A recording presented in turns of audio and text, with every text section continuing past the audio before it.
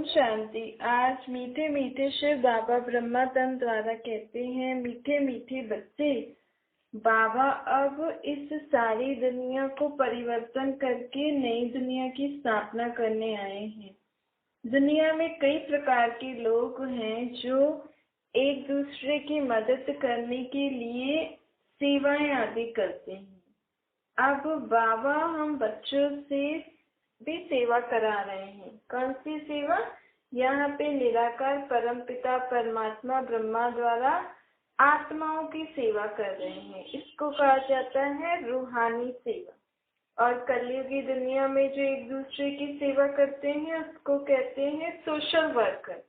अर्थात जो भी मदद करने के लिए जिनकी भी मदद करनी होती है उनके लिए कई प्रकार की मदद की सुविधाएं बनाकर फिर उनकी सेवा आदि करते हैं। अब बाबा तो पूरी विश्व की आत्माओं के लिए ये कार्य कर रहे हैं। सारी पतित दुनिया को पावन बनाने का कार्य बाप का है। तो बाबा की कितनी बड़ी रूहानी सोशल वर्कर्स हो ना तुम रूहों की सेवा करते हो। बाबा को बुलाते ही हैं हमको आकर पतितों से पावन बनाओ। ऐसे बाप को बच्चे फिर भूलते क्यों हैं? जब बाबा ने हमें स्मृति दिलाई कि तुम आत्मा हो, मैं तुम्हारा बाप हूँ, तुम्हें दुखों से दूर करने के लिए मैं आया हूँ, तो फिर बाप का मददगार बनते बनते फिर हाथ छोड़ देते हैं बच्चे। निश्चय नहीं होता है तो फिर चले जाते हैं। इसीलिए सबसे पहले निश्चय होना होता है कि अपने को आत्मा समझना होता है। सबसे पहला निश्चय कौन सा करना होता है? मैं कौन और फिर मेरा कौन। मुझ आत्मा का निराकार बाप है। जैसे मैं आत्मा इस सृष्टि पर पाठ बजा रही हूँ, ऐसे मेरा बाप भी सृष्टि पर आकर अब यह कार्य कर रहे हैं। दुनिया को मालूम नहीं कि इस समय आत्माओं की दुर्गति हुई है, क्योंकि आत्माओं के बारे में तो किसी को पहचान ही नहीं। लोग तो शरीरों पर ध्यान देते हैं ना, लेकिन दुख सुख आत्मा भोग रही है। इस समय आत्माओं को मदद की जरूरत है, इसलिए आत्माओं का बाप दुनिया में आया है आत्माओं की मदद करने। कहता है अपने को आत्मा समझ मुझे याद करो तो तुम्हारे जन्म जन्मांतर के दुखों से तो मुक्त हो जाओगे। फिर से पावन आत्मा बन पावन दुनिया में चलने के लायक बनोगे। पहले हम आत्माएं जाएंगे शांति धाम, अपने घर निर्वाण धाम, फिर वहां से आएंगी सत्युगी नई दुनिया में। यह कौन हमें बताते हैं? शिव बाबा ब्रह्मा मुख द्वारा कहते हैं। विष्णु को बाबा नहीं कहा जाता है, शिव को बाबा कहा जाता है। कई लोग ब्रह्मा को भी बाबा कह देते हैं। विष्णु अर्थात लक्ष्मी नारायण तो अपने बच्चों के बाबा माता पिता होंगे ना, उनको हम क्यों बाबा कहेंगे? यह हम बच्चों को बाबा ने बताया है। दुनिया के मनुष्य तो कह देते हैं पतित पावन आओ, हम पतित हैं इसलिए आकर पावन बनाओ, परंतु जानते थोड़ी हैं वो पतित पावन कब आएंगी, कैसे आएंगी, कैसे हमें पावन बनाएंगी। तोते मुआफिक बोलते रहते हैं, बिगर अर्थ कुछ भी बोलते हैं, समझते नहीं हैं। जब बुलाते भी हैं आओ आओ, फिर सर्वव्यापी कहाँ से हुआ? या तो फिर बुलाओ नहीं, या तो फिर सर्वव्यापी नहीं कहो। जब बुलाते हो इसका मतलब भगवान सर्वव्यापी नहीं है ना। ओ गॉड फादर कहते हैं ना, फादर माना बाप। किसका बाप? तुम्हारे शरीर के माँ बाप तो है ना, तो भगवान तुम्हारा बाप कैसे हुआ? आत्मा को ही नहीं जानते तो ये कैसे जानेंगे कि हम आत्माओं का बाप है? वह कौन? निराकार परमपिता परमात्मा। इसीलिए तो गॉड फादर कहा जाता है ना। आत्मा इस देह से पुकारती है अपने बाप को, बाबा आकर फिर आत्मा को स्मृति दिलाते हैं।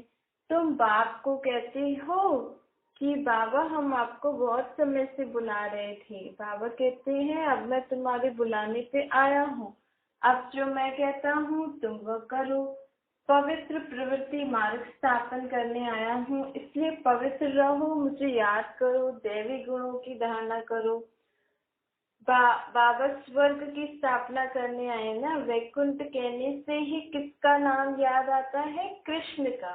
यह नहीं समझते कि प्रवृत्ति मार्ग के महाराजा महारानी लक्ष्मी नारायण को याद करें। क्यों नहीं समझते हैं? क्योंकि कृष्ण कृष्ण को तो फिर द्वापर में ले गए ना। लेकिन बाबा कहते हैं वैकुंठ का महाराज कुमार कृष्ण, महाराज कुमारी राधे ही स्वयंवर की बात महाराजा महारानी श्री लक्ष्मी श्री नारायण बनते हैं। दोनों के ही नाम बदलते हैं। शादी के बाद कुमार कुमारी जब स्त्री पुरुष बनते हैं तो दोनों के ही नाम बदल जाते हैं सत्युग में, क्योंकि दोनों का ही नया जीवन शुरू होता है ना। अब मनुष्य तो मुझसे शांति चाहते हैं, लेकिन मैं कहता हूँ मैं तुम्हारे लिए सुख शांति की दुनिया स्थापन करने आया हूँ। शांति तो तुम्हें परम धाम में मिलेगी ही, लेकिन सत्युगी सुख भोगना भी तो अच्छी बात है ना। इस समय सारी दुनिया कलयुग घोर पतित बन गई है। ऐसी दुखदायी दुनिया को सुखदायी बनाने का कार्य बाबा करने आए हैं। उसकी जवाबदारी सारी बाप के ऊपर है। हम अगर बाप की श्रीमत पर चल बाप के मददगार बनेंगे तो बाबा भी हमारी सारी जवाबदारी लेंगे। जब भारत नर्क हो जाता है तो लोग कितना ज्ञान अंधेरे में कितना भटकते हैं ना धर धर। अब मैं तुम्हें भटकने से छुड़ाने आया हूँ। अच्छा ये तो बताओ नर्क कैसे बनी ये दुनिया और कब से बनी? नर्क दुनिया कैसे बनी?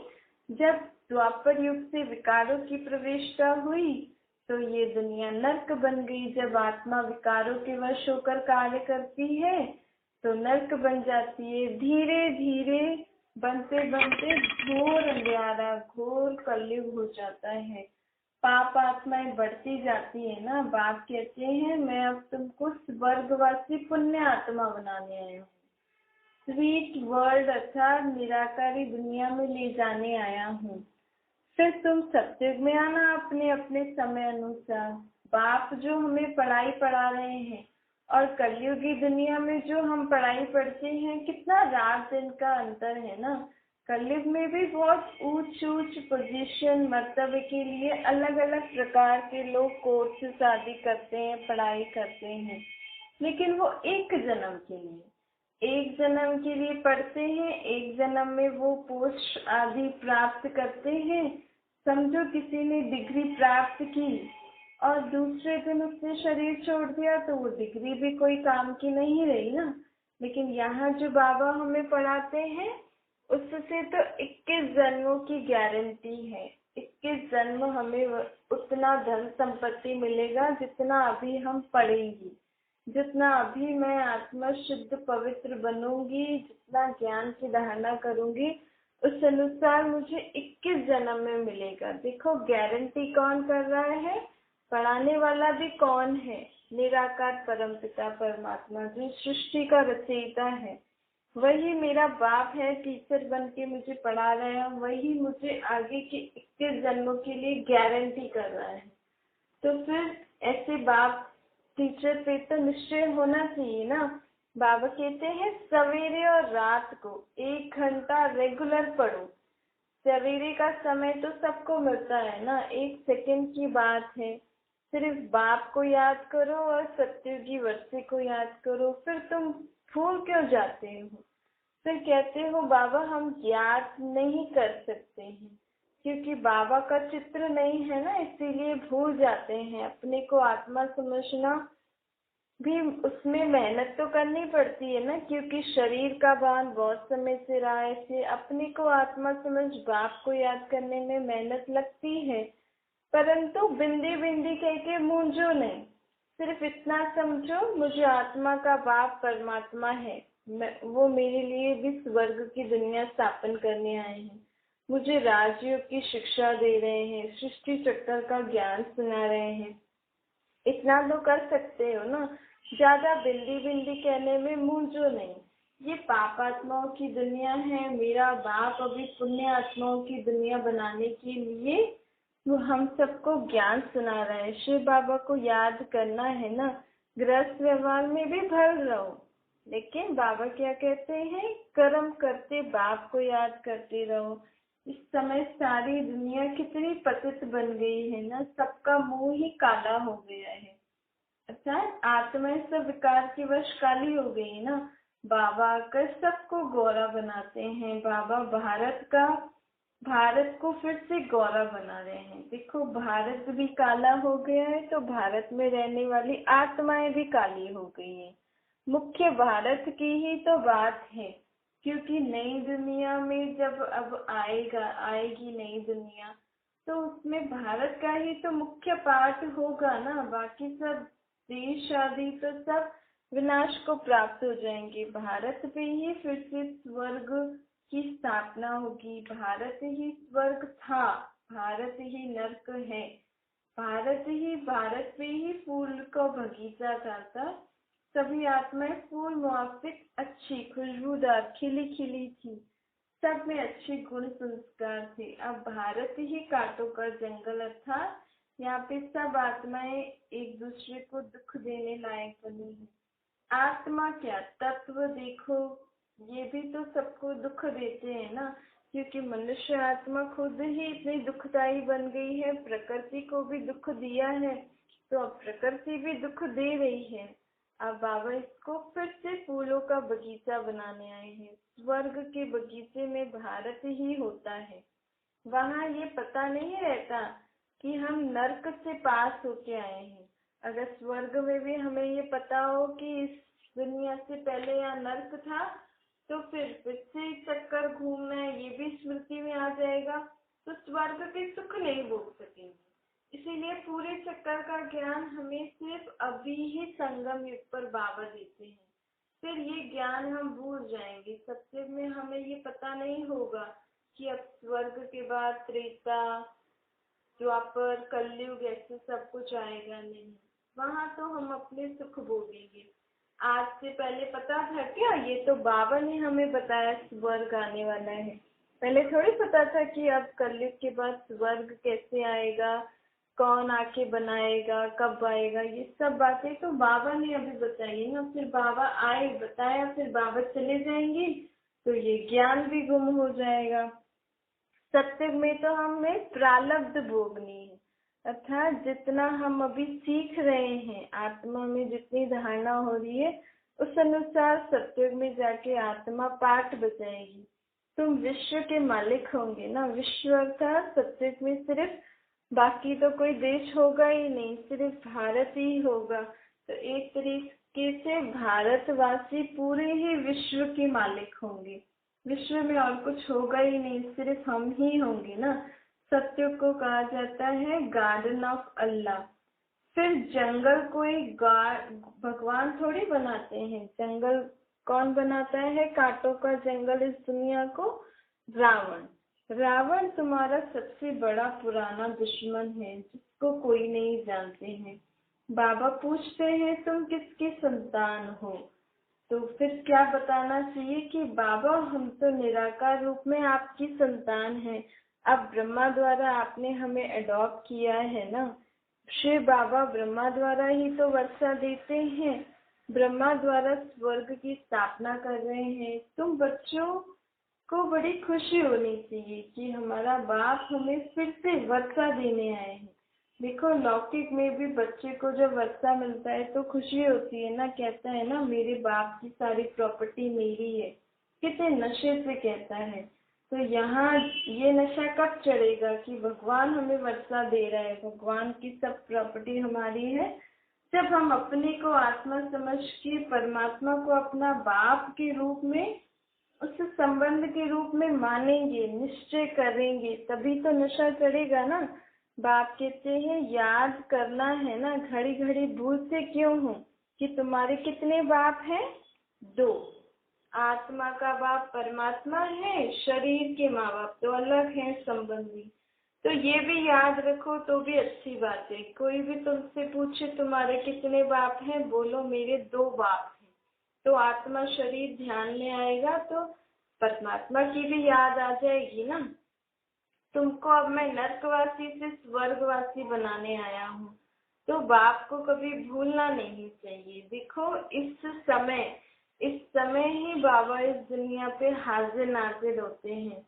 बाकी कोई युग में भगवान हाजिर नाजिर नहीं होता है। बल कोर्ट में कसम खाते हैं हम भगवान को हाजिर नाजिर मान के सत्य कहेंगे, लेकिन परमात्मा हाजिर नाजिर इस दुनिया में कब होता है? सिर्फ संगम युग पर ही होता है, क्योंकि और किसी युग में भगवान नीचे आते ही नहीं है। इसी ही संगम युग में हम कभी भी कहीं भी परमात्मा को याद करेंगे सच्चे मन से, तो वो हमारे साथ हैं ही, परंतु वो आंखों से नहीं दिखते। हम उनको महसूस कर सकते हैं कि बरोबर मैंने अपने बाप को याद किया, मेरा बाप मेरे साथ है। तो फिर घड़ी घड़ी क्यों नहीं उनको हमेशा ही साथ में रखते हो। बाकी दिखेंगे तो नहीं, आत्मा दिखती है क्या? लेकिन शरीर से कार्य तो करा रही है ना। ऐसे ही बाबा दिखेंगे नहीं, लेकिन बाबा को अगर अपने साथ महसूस करोगे, उनको याद करते रहोगे, तो उनके साथ का अनुभव आपको होता रहेगा।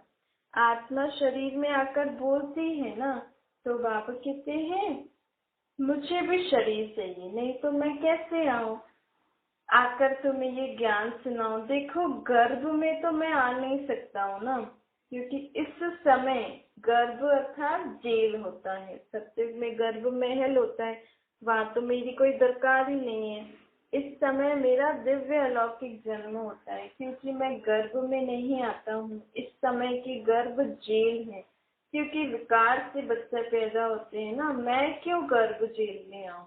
मैंने कोई किसी जन्म में पाप कर्म थोड़ी किए हैं, कोई गुनाह आदि थोड़ी किया है जो मैं कलयुगी गर्भ में आकर तुम्हें ये ज्ञान सुनाओ। नहीं, गर्भ जेल में जो सजाएं मिलती हैं वो आत्मा के पिछले जन्मों का हिसाब किताब चुकतू होता है। सत्य में तो गर्भ भी महल होगा, क्योंकि वहाँ पाप कर्म होगा ही नहीं, तो बच्चा गर्भ में भी बड़ा अच्छे तरीके से रहता है। इस समय तो अगर पेट पे ऐसे गुड़गुड़ गुड़ होती है तो कहते हैं बच्चा लात मार रहा है, लेकिन बाबा कहते हैं नहीं, वो अंदर उसको सजा मिल रही है ना, इसीलिए वो फटकता है अंदर गर्भ में बैठा बैठा।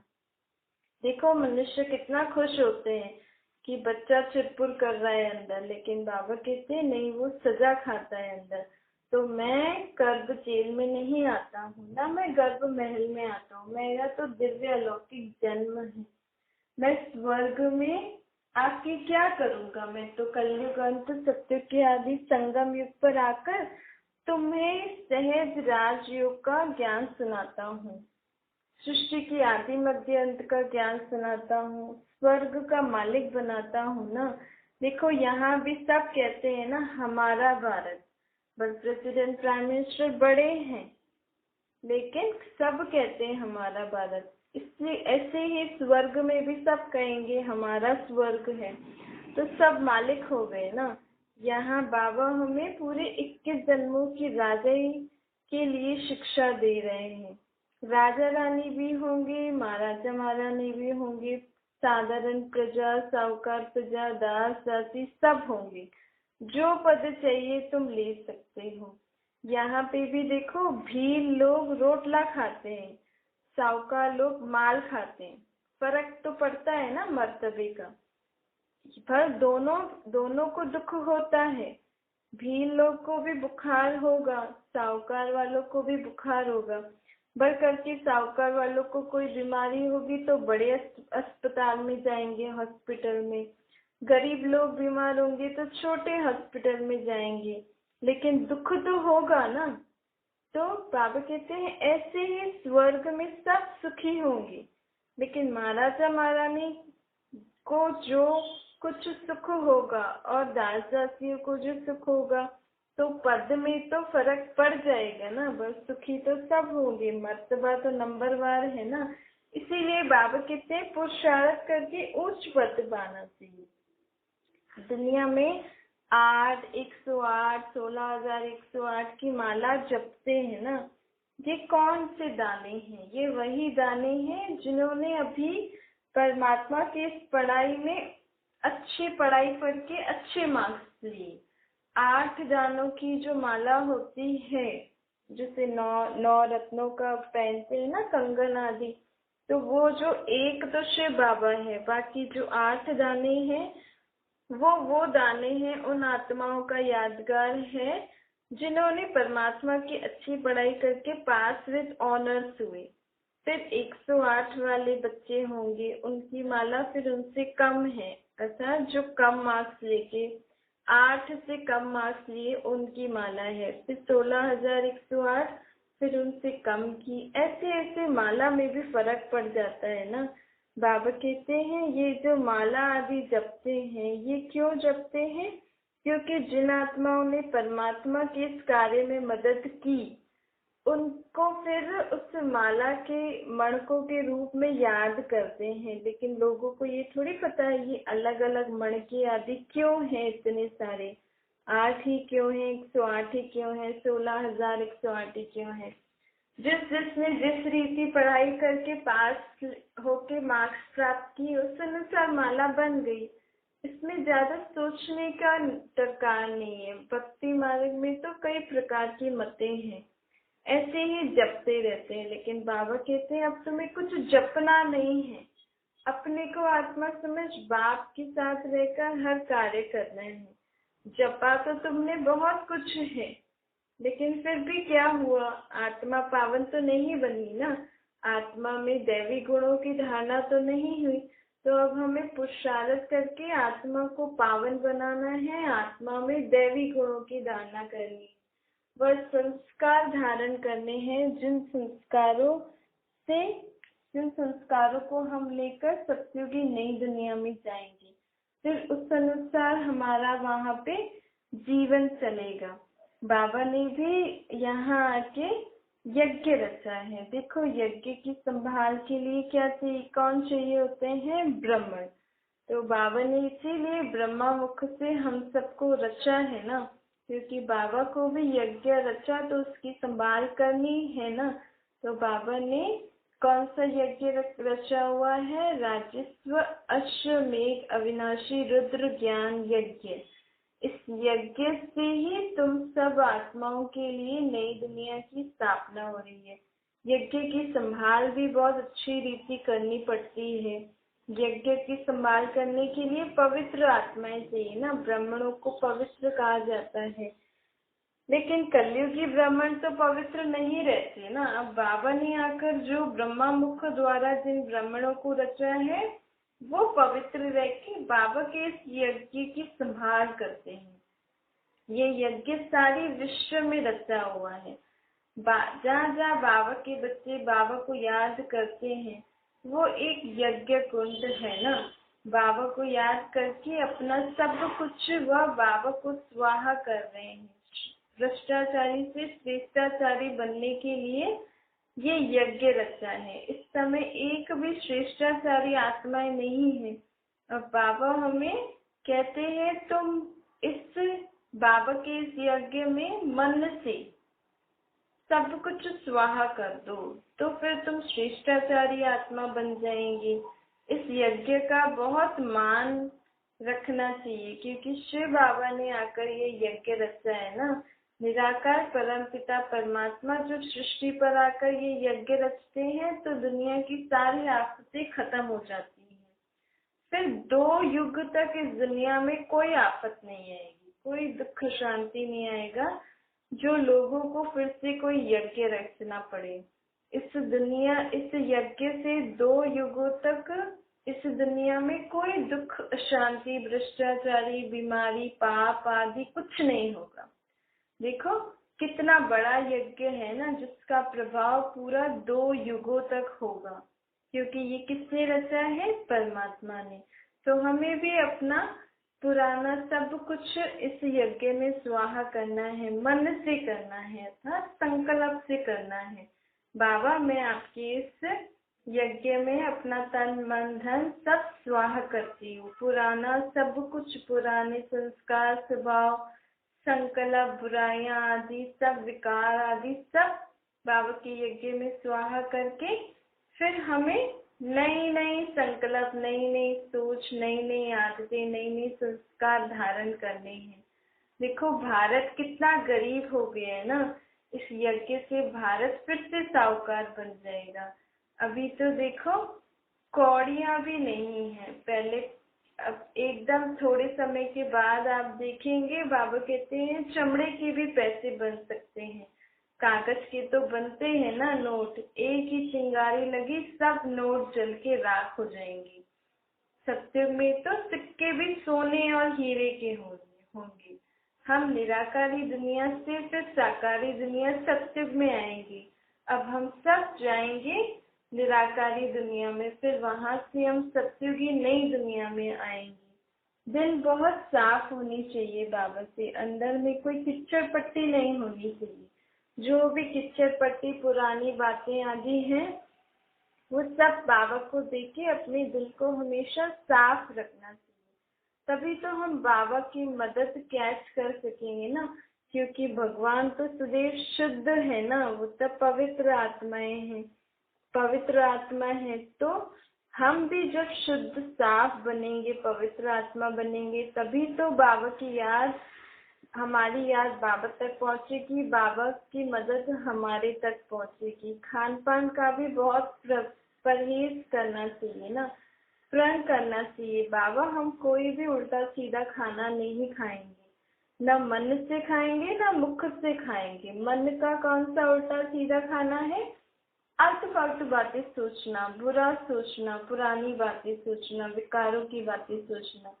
तो मन को भी ऐसा भोजन नहीं दो, और मुख में भी ऐसा वैसा कोई भी आदि भोजन नहीं खाना चाहिए। ये हमें बाबा से प्रण करना है, तभी तो हम बाबा के लायक बच्चे बनेंगे, और फिर बाबा हम लायक बच्चों को अपने साथ घर ले जाएंगे। फिर हमें नई दुनिया में आना है अपने अपने समय पर, अपने अपने पुरुषार्थ अनुसार, अपने अपने समय पर बच्चे फिर आपे ही नई दुनिया में आएंगे।